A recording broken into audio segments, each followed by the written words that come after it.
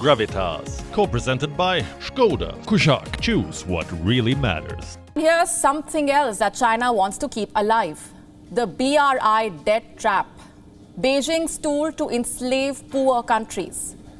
A new report has revealed that dozens of lower-income countries have been saddled with hidden debt, all thanks to the Belt and Road Initiative. How much is this debt worth? $385 billion.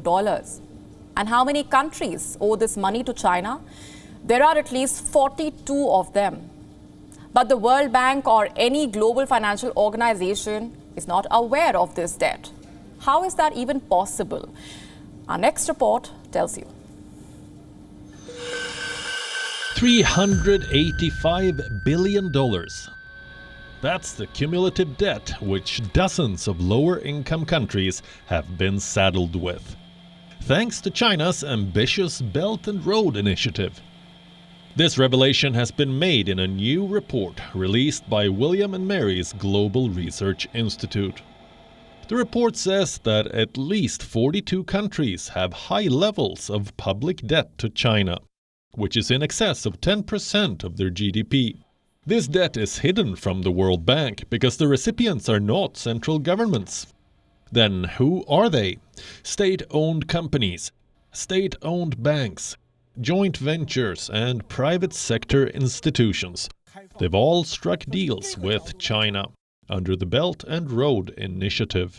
The contracts signed are murky, with some governments not even aware of their monetary values. There are a total of 163 such nations, most of them in Africa and Central Asia.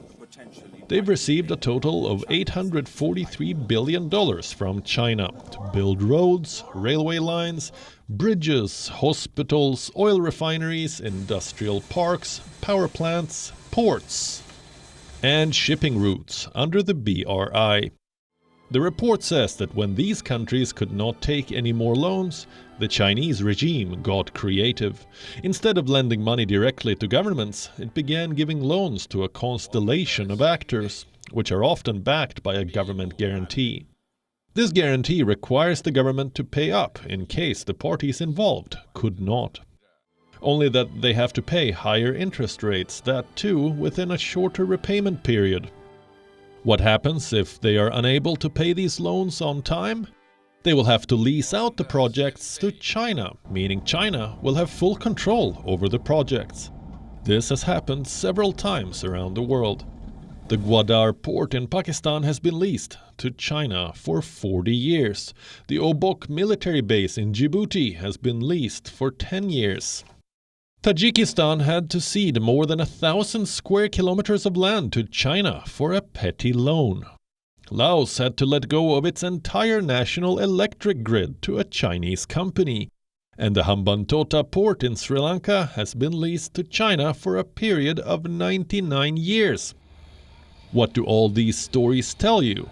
That the BRI is not a gift. It means to lure developing nations into borrowing more than they can afford. Once they are buried under debt, China enslaves them by seizing strategic assets as collateral. Bureau Report, WION. World is One. WION now available in your country. Download the app now. Get all the news on the move. Gravitas, co-presented by Skoda. Kushaq, choose what really matters.